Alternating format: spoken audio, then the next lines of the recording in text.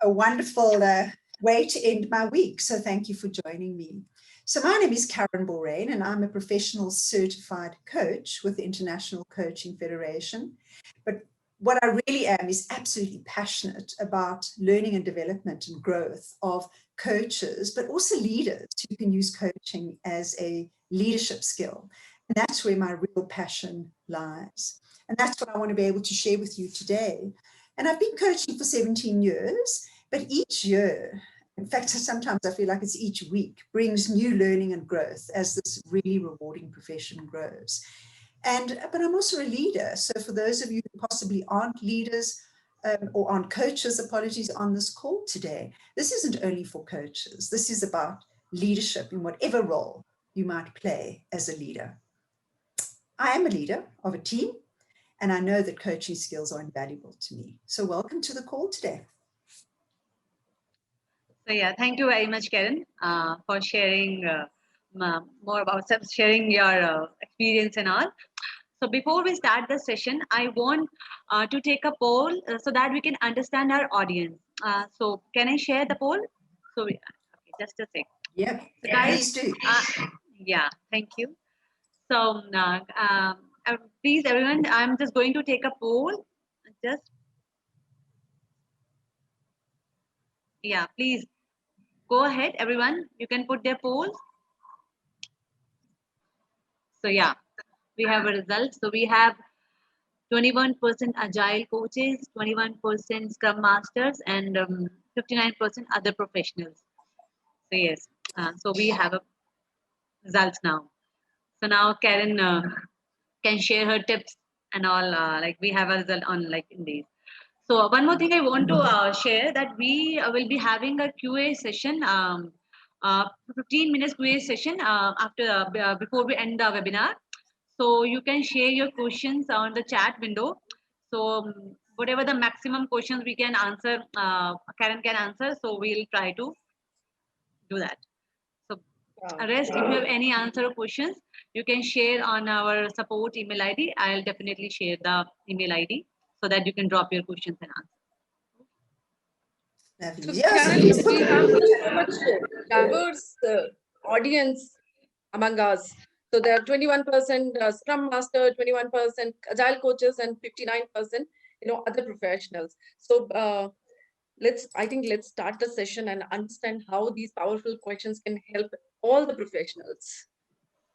Fantastic. Yeah. So let's have a look as we go through and look at powerful questions. So this isn't going to be a PowerPoint presentation or a death by PowerPoint, as we say. That's not the intention. But just to give us a little bit of focus as we go out, I'll just be sharing one or two tips. So, today's topic is powerful questioning. And I said earlier, whether you're a coach, a leader, a parent, playing a team, a sports team, all of us at some stage play the role of a leader, even if it's only leading ourselves. And so to everybody, powerful questioning becomes really relevant. Just to pause a little bit and think about what coaching is, and it's defined by the International Coaching Federation as partnering. And that's an important word, partnering with clients in a thought-provoking and creative process that inspires them to maximize their personal and professional potential. Now, can you imagine if we use that definition for leadership and we say that leadership is partnering with our team members in a thought-provoking and creative process that inspires them to maximize their personal and professional potential? For me, that would be a wonderful definition of leadership. And so I want us to keep that in mind as we talk about coaching, leadership. When I talk about a coach, it could be a leader. It just means someone who's using the skill of coaching. And so as a coach, a leader, one of our key tools is powerful questioning. And when we go back to the ICF and we look at what do they say about powerful questioning, what they tell us is it's the ability to ask questions that reveal the information needed for maximum benefit to the coaching relationship and the client. And client there, if we use it as coachee, client, team member, as we go through, I'll use the word coachee, which could be your team member, your child, your friend, a colleague, or it could be a client in a professional coaching relationship. And, we're so used to being tellers.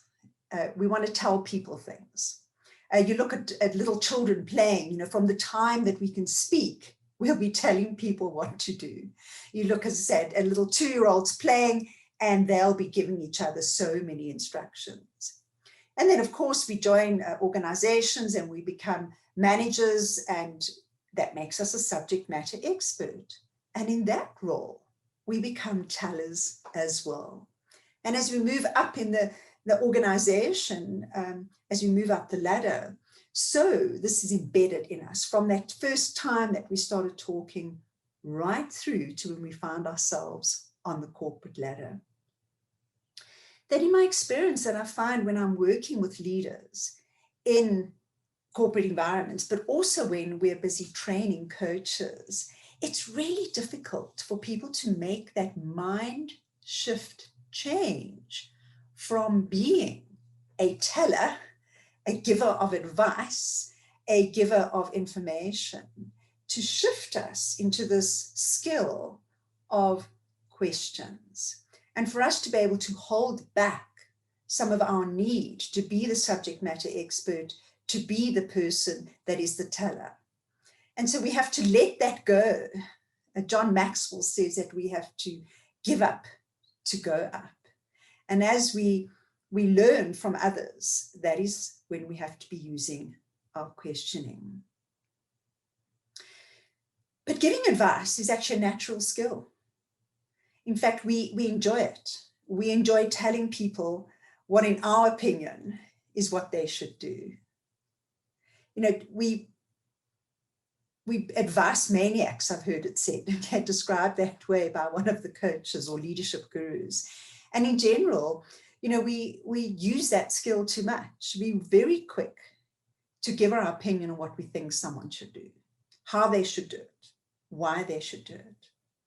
And in general, advice giving is overdeveloped, and it's a less effective way of managing, leading, and it definitely is not coaching. So as a coach, we are not an advice giver. What we are, as we said earlier, and I'm just going to refer back to that definition as you see me look down, is that we are maximizing people's potential. And we can't do that by telling them what to do and having this level of control. So as coaches, we develop the skill of powerful questioning. Often I'm asked the question, what is the difference between coaching and mentoring? And I do find in organizations that in the corporate world, very often there is not a distinction between the two. And so when I'm working with leaders, they will talk about the fact that they are coaching and mentoring, when in fact what they're doing is mentoring, because there's always this level of advice, telling people what to do, which comes with the skill of what they perceive as coaching, but is in actual fact mentoring. So when I'm asked that question, what is the difference? For me, it's where the questions are driven from. So if I'm mentoring someone, they're going to tap into my experience and my knowledge, and I am going to be an advice giver based on my experience and knowledge. And therefore, they will ask me questions in order to solve the challenges in their head. What they do with what I tell them is up to them. As a coach, I ask the questions. So the base of where the questions come from, for me, is the biggest difference between mentoring and coaching. When I'm mentoring, I'm answering questions. When I'm coaching, I'm asking questions because I want to understand and grow and develop the thinking of the coachee. So coaching is about asking powerful questions. And let's face it, outside of coaching, we know exactly what we do.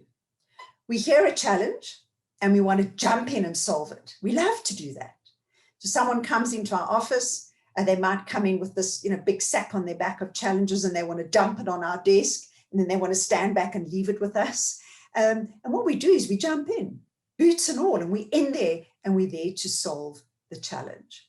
And very often, we solve what we hear on the surface. So the very first thing that we hear, we interpret from our own frame of reference, and we jump in and we give advice to solve the challenge. However, we don't know if that's the real challenge. Is that actually what the person really, really needs to have solved? I mean, the example I can think of is if a team member comes up to you and says, I'm so overloaded and I can't get my work done. And we start suggesting, well, you know, you need to manage your time, and what about prioritizing, and have you delegated, etc. When in actual fact, we could use powerful questioning to actually find out what the real challenge is. And it could be something personal that's getting in their way. It could be a habit of never being able to say no. And yet our solutions would be time management and delegating and prioritizing, when in fact, you have someone who's just taking on everybody else's challenges. So when we use powerful questioning, what we do is we uncover what the real challenge is, what is actually getting in the way. And when we hear something like, I'm so overloaded, I can't get all my work done, we can unpack that through powerful questioning to really understand how is that overload caused and what is the real challenge that is getting in the way for that person. So when we look at, you know, powerful questioning, it really is there to be able to ensure that we deal with the thinking of that individual and not just deal with our perception of what's going on and what we can contribute towards it. On the other side, you might even have the challenge. You might even understand the real challenge. However, we come from things from a different angle. And so the context of the problem, maybe it's a problem we've had before, but the context could be different. The skills of the person could be different. Their confidence to deal with something in a specific way could be completely different. So what you necessarily perceive as advice that is going to help the challenge doesn't necessarily meet the needs of that particular individual. And I want to just pause here a second, and I want you to use the chat box, and Namita and Kumkum, if you can just, you know, look at it for me and let me know what's coming through, because, you know, one of the things is, what do people actually hear? So I'm going to give you 2 words, and I want you in the chat box, when you hear those 2 words, to type down what is the first thought that comes to mind. And the 2 words that I've got for you are red car. Red car. So just put into the chat box, what do you think of immediately when you hear those 2 words? Red car. Ah, we got a Ferrari. Ferrari, yo man. What else have we got? Come on, guys, let's see. Traffic lights, sporty. That's interesting. That is.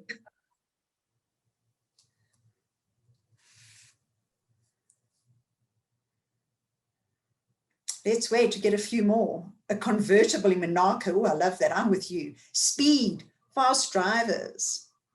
So what we see is that, and you know, as these come through, different thoughts. So here we are, the advice giver. And we, and very often in circumstances, will be giving a very long story to give advice. Not just 2 words, but a long story. Most conversations would never only be 2 words. And yet when I give you 2 words, we've got 12 different answers. So when I give you a story, how much does that expand? We've gone from a Ferrari to the fire brigade. So when I give advice and I say to you, red car, and we thumbs up and we agree red car, I've got someone who's taken my entire budget and spent it on a Ferrari. And I've got someone else who's just bought us a fire truck and is driving around in that. And that's the difference. So what do people hear when we actually give advice? Are they really hearing what we're saying? or do they interpret it in their own way, from a Ferrari to the fire brigade? And so, and as I reflect on it, it's actually not even only about what they hear and what they take away. But when we give advice, we've really missed the opportunity to grow someone, to get them to think for themselves. Most importantly as well, when I give advice, it remains with me. Okay, I'm the one who said, go do X. And when the person comes back and says, well, you told me to red car and I've bought a Ferrari, and I say, but that's not what I meant. They say, but that's what I heard. That's what I've done. So whose problem is it anyway? So when we give advice, we miss the opportunity to grow and develop, to give someone the opportunity to think, and for them to be able to really think broadly and learn and grow.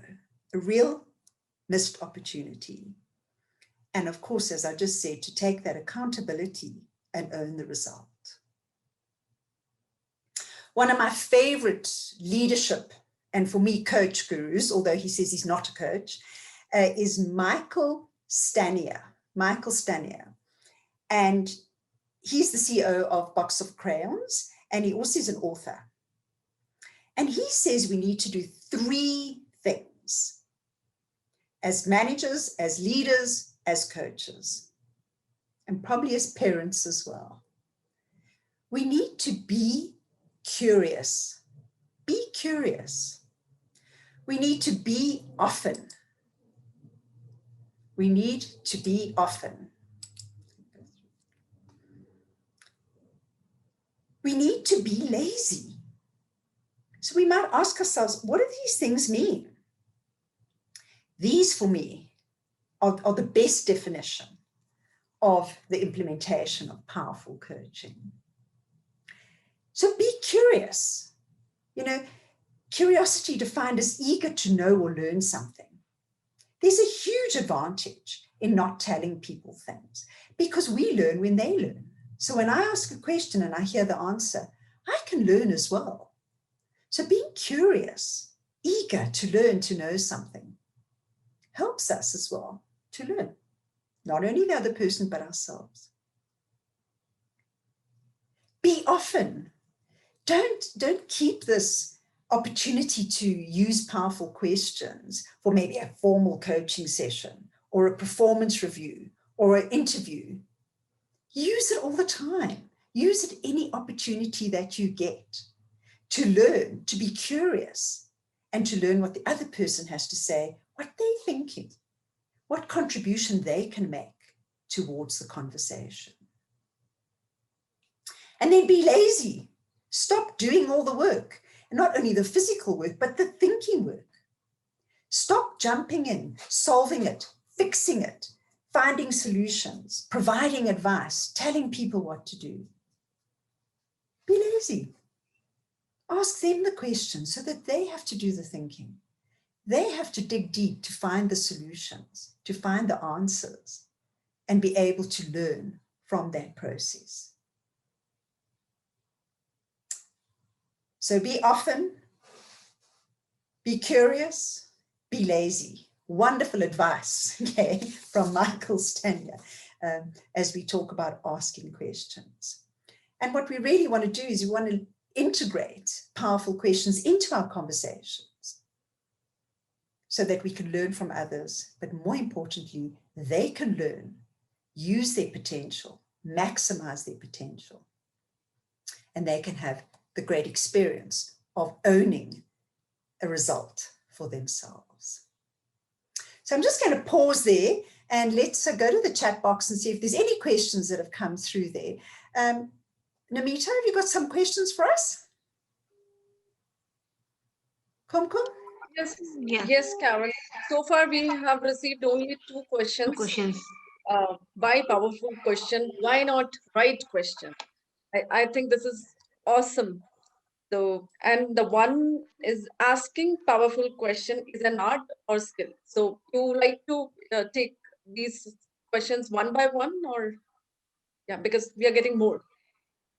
Yeah, fantastic. Okay, so great questions. Thank you for that. Yeah, and so very often people will say to me, and I'm glad you picked up that language, that I'm not saying, you must ask right questions. I really am saying you must ask powerful questions. I love that you picked that up, okay? Because when coaches ask me, what is the right question to ask? It links into that second question, which asks, is it an art or a skill? And that coaching art, it's not a skill. So I'm not today going to give you 10 questions. This is it. Stick with these and you're going to make it as a coach. You're going to make it as a leader. Because the right question is the question that's asked in the moment when it is the most powerful question to ask in that particular moment. So sometimes a really powerful question in one moment with one coachee is incredible because it's right. The conversation's flowing, the person's able to ask the question, it gets their thinking going, and it's relevant in that particular moment. But you can't just take that same question and throw it at someone else because it wouldn't be relevant. It wouldn't link to the conversation. It wouldn't be part of the flow that you're in at that time. So we don't talk about asking the right questions. We say powerful questions get thinking going. Powerful questions challenge thinking. It goes back, and I'm going to go back to it again and again, the definition of coaching, which is this thought-provoking, creative process that inspires our coachees to maximize their personal and professional potential. If you're asking a question that is thought-provoking, that starts a creative process, that inspires the coachee, that's a powerful question, and then it's right. Okay. But that same question, as I say, can't just be used in any opportunity at any time. That would be easy for us as coaches. That would be easy for us as leaders and parents to just have this little list that we could take out and go, oh, here's my list, and go through it. Fortunately, it doesn't work like that because it is an art.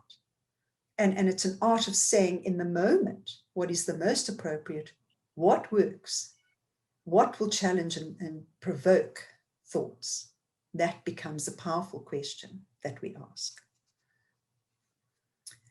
Kumkum, anything else we can pick up there? We have 2 more questions, but before those questions, I just, again, I just wanted to repeat the thing in my words, just to check whether my understanding is going, parallel or not. So we should, as a leader, as a coach, we should ask the question which can generate the insight in coach's mind. So it's forcing that person to think more and more. Yeah. And to go into that clever brain of theirs, right? And to pick up, what it is that they know. So people can become lazy. Okay, we don't want our coaches to become lazy. We want to. But thinking takes effort. It really takes effort. And it's so much easier for someone just to say, well, I don't know, you tell me. And what we want to do is to delve into there, because we all have got answers. We've got it. It's in there. And we need to be able to draw those out. So, yeah, absolutely. It's about delving into there and getting people to go into their own thinking, and not just like they're throwing a fishing rod and going into yours and pulling it out. They need to go into their own. Perfect. So Vikas is asking, can you please elaborate on often? Yeah. So, say, for example, I'm a professional coach. What Michael Stanier is saying is, don't keep questioning for those moments when you're in some kind of formal conversation that you've decided is now coaching. You're going to use the questioning for that particular moment because you're in the coach mode. What he's saying is, look for opportunities all the time to use questioning. And there's opportunities in every single situation or conversation that you find yourself in. There's an opportunity to ask a powerful question. And it doesn't matter if you're dealing with a 2-year-old, okay, we can ask them a question that just helps them to think something through, or if you're dealing with someone who's really experienced, or even someone who's inexperienced. So be often is use powerful questioning at every opportunity that you can. Don't keep it for formal coaching conversations. Perfect. And I think we have a few more. So yeah. Preeti is asking how to develop the skill of powerful questioning and become comfortable in it.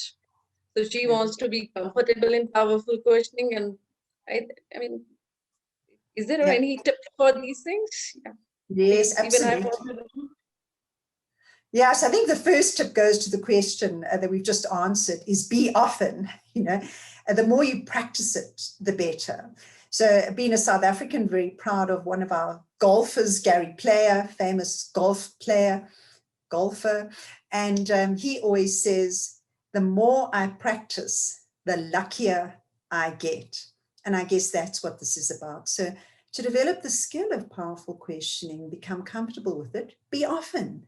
Use it often, and you'll soon find a rhythm. The other thing that I suggest is listen to questions that you hear other people asking.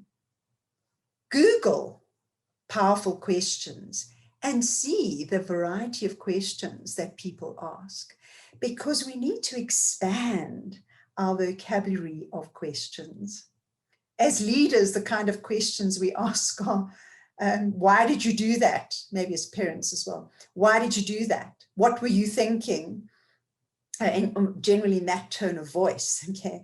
What we want to do is to be able to expand our language. And in my experience, I found the best is to, 3 things: be often, be aware of questions that have been asked in your environment, and Google questions in order to expand your vocabulary of asking questions. Perfect. Thank you very much, Karen. And Vikas is also saying awesome. Thanks a lot. So Karen, I'm just curious to know one thing. As a leader, when I am sitting with my team and they're asking questions, so I feel this pressure, I have to answer them. Okay. Yeah. And I know them very well. So I know from where they're coming. So how they're generating problems. So how I can control this pre-assumption mindset and not telling people solution, just, asking questions, powerful questions. Yeah. Okay.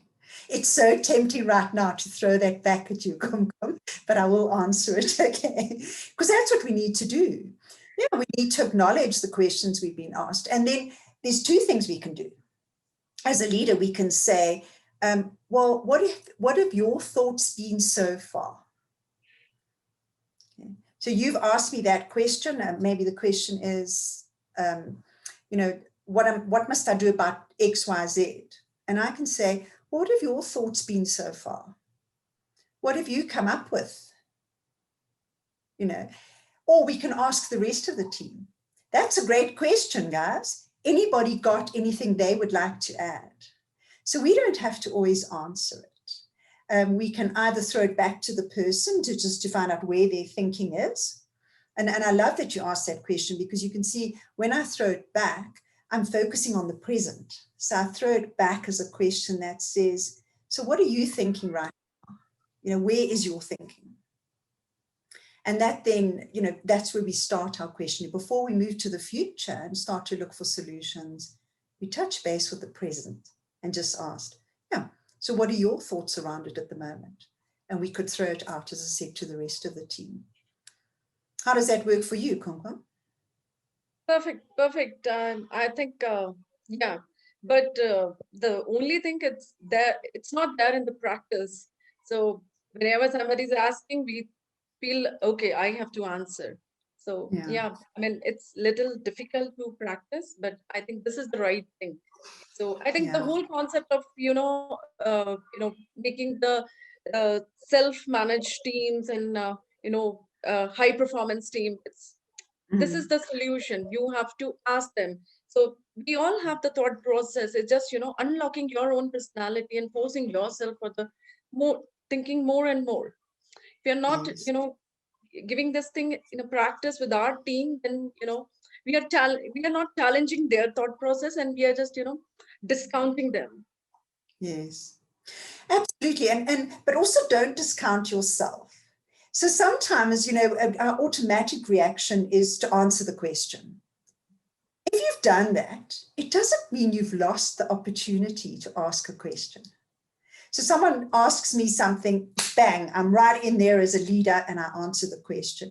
When I finished answering, there's nothing wrong with me pausing and saying, so that was my thought. What are your thoughts? Anything you want to add to what I've just said? Has anybody else got a different idea?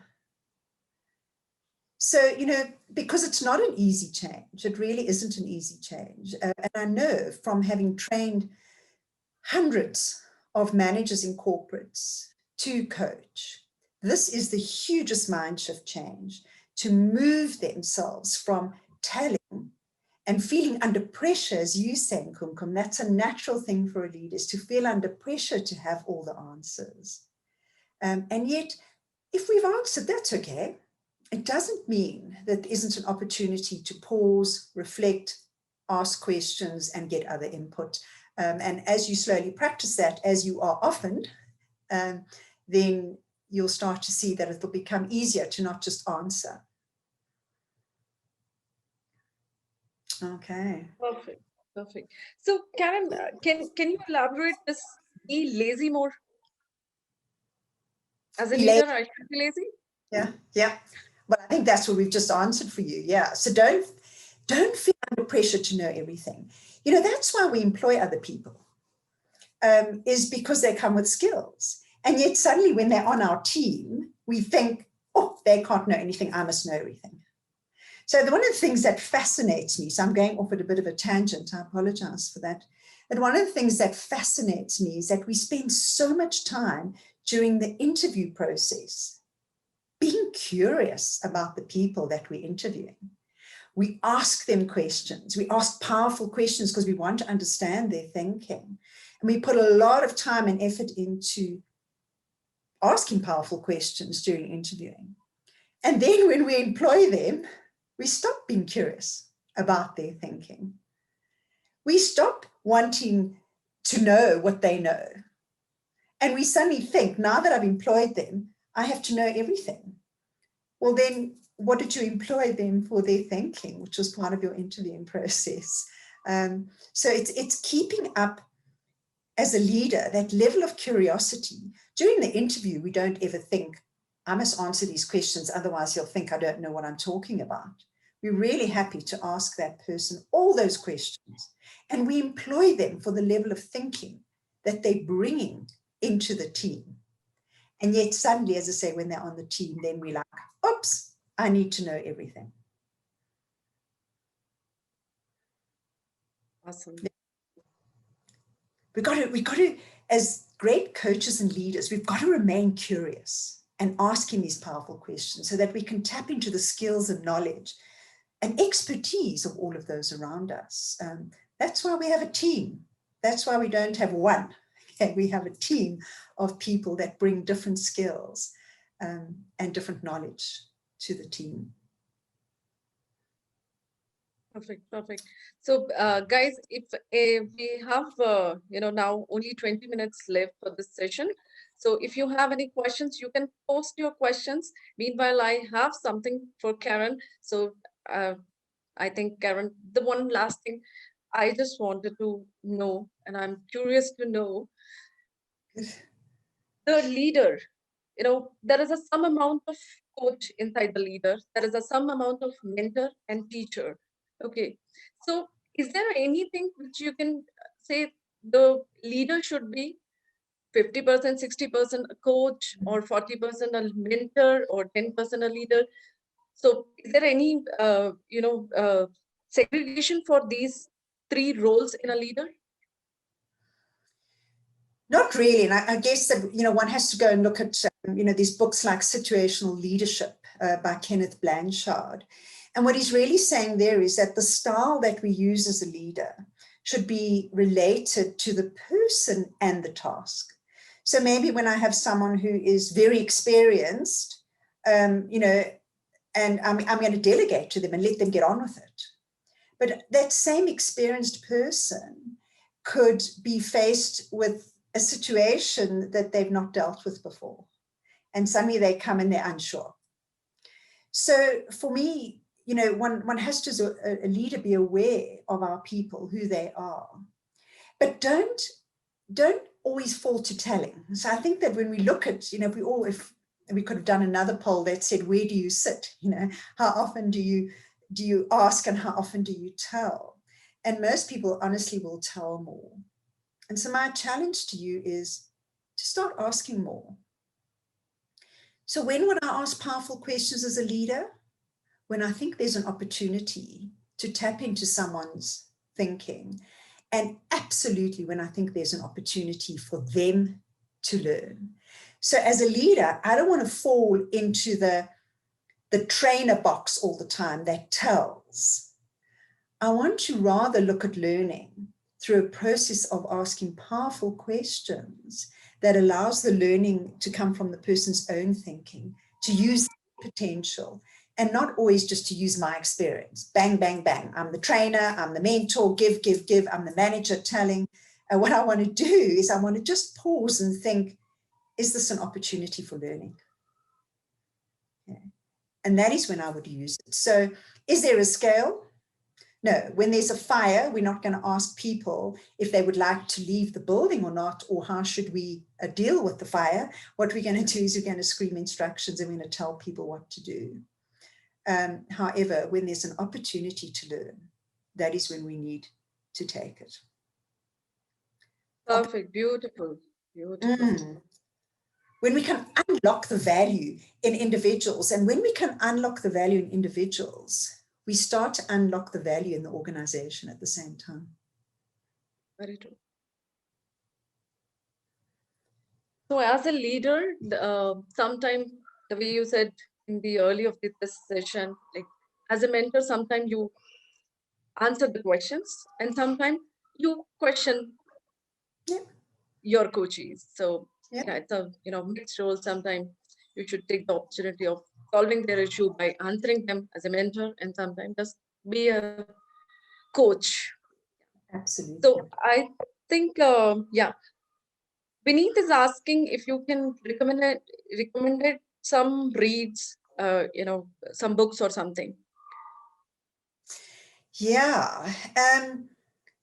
Ideal for the coaches. If somebody wants to become a coach, so what kind of book they can read?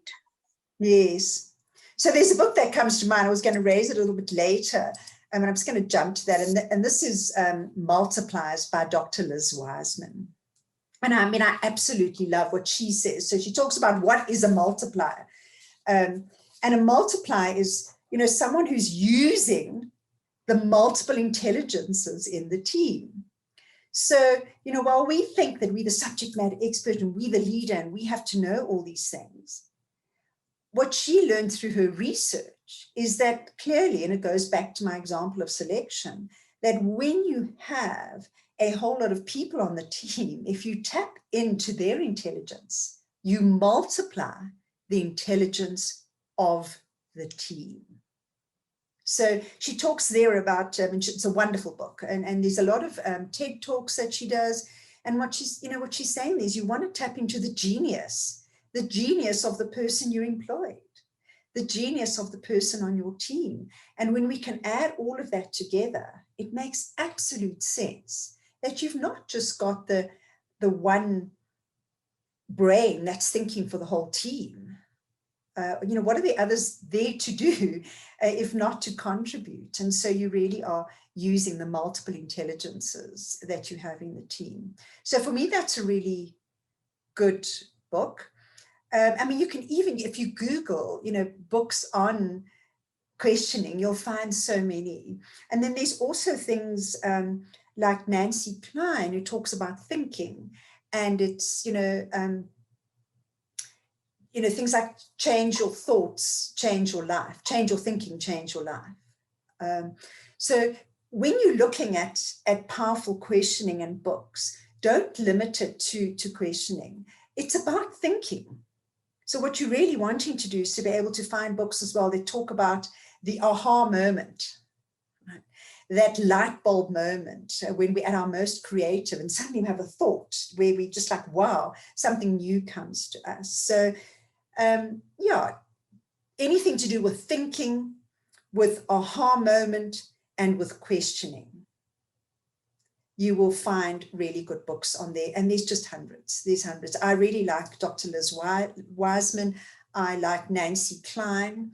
I like Michael Stanier, as you heard earlier on. I love his style. He keeps things paced and moving. So he's written some really good books as well. And he focuses more on the leader than on the coach. So Michael Stanier are really good for you to look at as well. So I trust that helps. But I think that, you know, there's just, and I've just got some examples here, you know, of the kind of questions that we can ask, and that we don't get ourselves just stuck. And we need to be using the what, the where, the who, and the when. You know, what are you stuck on? What is challenging you? What is the real challenge? What is stopping you from going forward? What would support you to go forward? The where questions. Where is your thinking right now? Where can you go from where you are? If you fix this problem, where will you end up? Who can support you? Who can you learn from? Who's in your environment who's done this before and been successful? And then when? When did the challenge start? When did you realize that you needed a solution? When will you commit to achieving your goal by? Just some ideas of questions. So we don't have to ask the typical yes, no. Is this a problem for you? Well, yes, because otherwise I wouldn't have brought it to you. Okay. So just try and keep your questions using the what, when, who, etc. And you'll notice I haven't got the why there. If anyone's put into the chat box what the reason is for staying away from the why.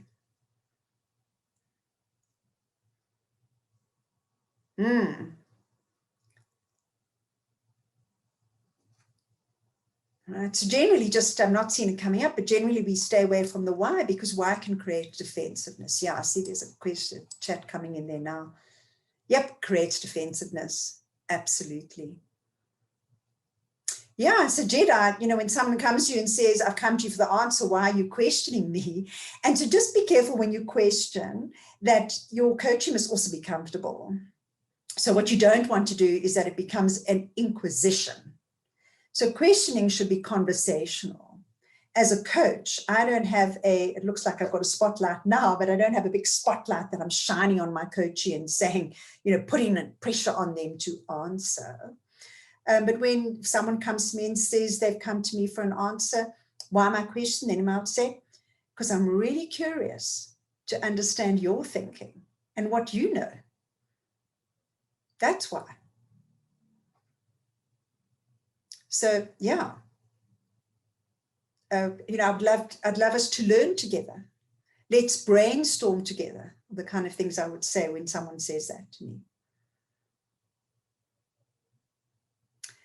So I see there's another question there. Can I read that out? Kumkum, do you want to read it out there? It's quite long for me to focus on as I'm chatting from the anonymous attendee. Yeah, you can read it. Yeah. Or you want me to read for you? If you can read it, yeah. Yeah. Just thinking from the coaching point of view, why someone would like to get into the coaching conversation when she is going to be asked powerful, difficult questions, and she drove to find the solution on his own, which is true. I mean, why should I ask my problem solution to my coach, and coach will definitely ask me back? Yeah, absolutely. And so that is why just watch the way that you ask questions. So what you don't want to do is, become the the inquisitor. You want to be curious, all right? Not, give me the answers and really put pressure on people. So just look at how you do it. So someone, and goes back to Sajid's example, someone comes and says, oh, I've got such a big problem and I just can't find a way out of it. And we can say things like, would you like to work with me? We can, throw some ideas around together and brainstorm together. The person says, yeah, I really need an answer. You say, that's fine. Let's just unpack it with some questions to start with. I just want to understand what you're thinking and where your thinking's coming from right now. And then start, gently. And so we generally, as I said earlier, we start with questions that focus on the present. So what has happened so far? What have you done so far? What are your thoughts about this challenge so far? And so what you're really trying to do is make them comfortable with stuff that they know before we're going to challenge them with stuff they don't know. So once I understand what they know, how they got to where they are, what they've tried, what their thoughts are about the challenge, then I can start asking things like, so if this is fixed, what would it look like?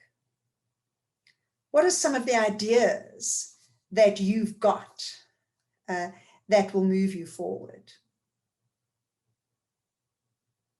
So then we move them from the present to the future. So give them a break at first, let them answer from their base of knowing, and then we start challenging them. If they come in, they say they've got a challenge and they're really struggling, we say, well, what are you going to do about it? Then it becomes uncomfortable and you'll get defensiveness as well. Yeah, I love the next question. What's the best way to coach up? Yeah. And for me, and I think we all have to do it often, as the boss says, I need you to do X, Y, and Z and whatever. Some really good questions like we just had a look at just now. What is the result that you're looking for? What do we, so here we use the we, not I or you, what do we need to do differently going forward to get a better result?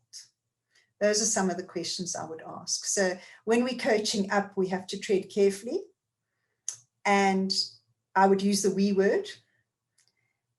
And I would also sort of acknowledge as you go through so that you don't unbalance the status between yourself and the manager. So we need to give them the status so that they don't feel that they've been sort of put on the spot. But if we go from a base of, I would like to understand this better.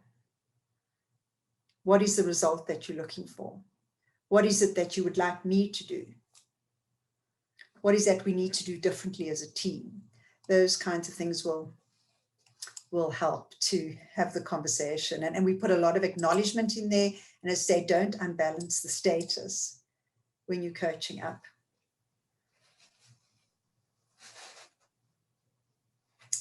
Come. Perfect. Yeah. So I just wanted to go back on that questions. So I think the asking questions to your coachee is not putting them in a difficult spot. Rather, for me, it's, taking them to their higher potential. So forcing them to, they have the ability of resolving their issues. So every time if I am playing a role of a mentor, so my team will not reach there. They'll not develop their higher potential. Am I right? This is my understanding. Absolutely. Absolutely. And so and that's really how we position what we want to do. So, someone comes to me with a challenge and I can say to them, let's unpack this so we can both learn out of it, because I know that you've got some ideas, I've got some experience, but let's put that together and see where we end up. And that's what you really want to get out of it. And I think for those of you who've got teenagers, the biggest challenge we have is that they start pushing back against that authority. Suddenly they're kind of saying, I've listened to you for all these years, now I want to do some thinking as well. So they're great people to challenge you as a coach and be able to use coaching, on them in practice, because they want to give their opinion. And so when we start being a little bit more often with them and curious about their thinking, that's so important. The greatest challenge in coaching, to be in the moment, to be right there with the client, knowing that you have to be fully present all the time, and that I can't just have a little card that I pop out and go, oh, you got a challenge, I've got the questions. So for me, yeah, the challenge in coaching is to always be on your toes, to be with your coachee, whoever they might be, and to go with the flow with them. And I love the next things. Yeah, just watch when we're asking questions that they should be open-ended. We don't want to ask loaded, leading, closed-ended questions. So we don't want to ask questions that I call a question. So it's a question that has actually got the answer in it. So have you thought about doing? That's actually not a question, although it's phrased as one. It's a suggestion. So we need to make sure that our questions are open, that they come from a base of curiosity, and that we do challenge the thinking. And yeah, so one of my biggest coaching failures ever was someone who just wanted to be rescued, did not want to think, did not want to be challenged at all, didn't want to use their potential, wanted me to put them on the back of my white horses. I rode them off into the sunset with all of the solutions. And it was very early on in my coaching career. You can hear I clearly have not forgotten about it, but it was a huge learning for me that the people need to understand that this is about learning and growth. And it's about them tapping into their own potential. And when they just want to be rescued, that's not the role I want to play as a coach. It's also not the role that I want to play as a leader. Because the opportunity of a leader is to grow other leaders. And powerful questioning is one of the best ways to grow other leaders. Kumkum, I see we've got 5 minutes left. I'm not sure if you want to start wrapping up or... Yes, I think, yeah, so I think Umesh asked a wonderful question, the coaching failure, and I think that's true. Everybody is not coachable. So I think the very demotivated employees, I mean, I don't know. So if the person is very demotivated, coaching will work on that, or if that person or not? Yeah, coaching will. And I think that your question earlier on asked, the bottom line is that while we want to be a coach often, Michael Stanier doesn't say be always. He says be often. So, we have to make the right decision at the right time. Sometimes people need training when their competency is low. Sometimes people need mentoring when their confidence is low. Sometimes people need to be told what to do in certain circumstances. Sometimes people need a bit of counseling, but don't always fall into those blocks of telling, of training, of mentoring, of counseling. Add this tool of powerful questioning and coaching, and be often. You can't be always. There are times when it's not appropriate. Perfect. So I think that one last thing, Sajid asked, Karen, you mentioned we use the word we word. May I ask you why? We word in the Q&A. Yeah. So I'm not with you. I'm not seeing the question. Let me just go back. Yep, I'm not sorry. Yeah, in the Q&A he posted. Karen, you mentioned we used the we word. May I ask you why? Okay, let me just, I'm looking at the Q&A box. Oh, the we word, okay. When we are coaching up, yeah. So that when we're coaching up, we don't want to be saying, we want to give the message to our manager that we're not pushing back from them, okay? What we're wanting to do is understand them. And so rather than sort of saying you and, what is your thinking here, you can get a bit of pushback from the manager. And so what you're really doing is coming from a base of curiosity that says, what would a good result for us be in this situation, etc. And that just helps to soften it when you're coaching up. That's what I meant about using the we word. Perfect. I think we have covered almost all the questions. Yeah, perfect session. Time boxing, perfect time boxing. I And guess my one friend more question Malika is back. there. One more question is there. I guess we left that question, I guess. Empathy plays a major role in coaching. If we can answer that question, we have 3 minutes more. So Yes, if we can. absolutely. Empathy plays it there. So that, and I guess that's what helps us to not make someone feel that they're under, such pressure to answer questions. We have to put ourselves in their shoes a bit and be empathetic and just understand where they're coming from and be supportive as we coach. And I saw another question which asked, I don't know who's the right coach for me. And such a good question. You have to have a good chemistry with the coach. Myself as well, I will always have a meeting with someone before we get into coaching just to see, am I the right coach? Am I curious enough about that person as a coach to be able to be interested in them and their learning? So, and if you're looking for a coach, make sure you're comfortable with them. If you're just not feeling that there's a good match, it's not the sort of person you're looking for, because we're different as coaches. We all bring something different. And you need to be able to be comfortable with that person and feel that there's a good match with you. So use your intuition as to whether it's the right coach or not. Amita. Okay. Yes, I guess time is the biggest constraint now, and Yes. questions are like there. So we can answer more and more questions. People can ask their queries or questions on the mail. So right now we have to wrap up the session. And the session, I can say it was a terrific session. And Karen, I just want to say thank you for sparing your precious time with us.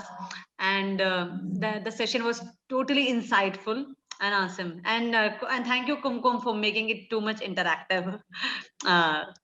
So yeah, and we are looking forward for more and more sessions with you, Karen, definitely, because people are liking it, like I can see on chat window. Yes. Yeah. So So we have to come up with the next session, the right. next level questions. So the Yeah. more powerful questions. So, Yes.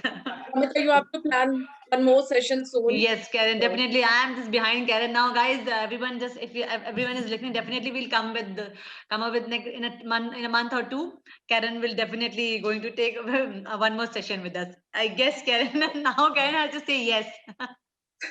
on behalf of Karen, you are giving the words. Okay, fine, Amita. Yeah. So thank you very Thank you much. so much. Yeah, thank you so much. And thank you to everybody who came to listen. I really appreciate it. Loved the lots of questions that came through. That really made it really lots of fun. And I do apologize. You would have seen my door open. I have a dog who loves me to death, and he needed to come in and be part of the session as well. So apologies for that. But that's who decided they needed to come in. Yeah, and just thank you for putting this together. Thank you for giving me the opportunity, and to all of you who came on a Friday to have some learning and engagement with me. Really appreciate it. Happy weekend. Thank you, Karen. Thank you Karen. very much for taking out time for this session. And thanks my audience, because in India, it's a Friday evening, and I can, imagine how they're feeling Friday evening. They're so enthusiastic for the session. And I am amazed. I'm amazed. So Yes. I have to plan one more session, and this session recording will be there on Eisenbridge YouTube channel. So Namita will share the SUPDU's code and the link, YouTube link, shortly. I think by Monday she'll share. Definitely, I'll be sharing the mail to every participant.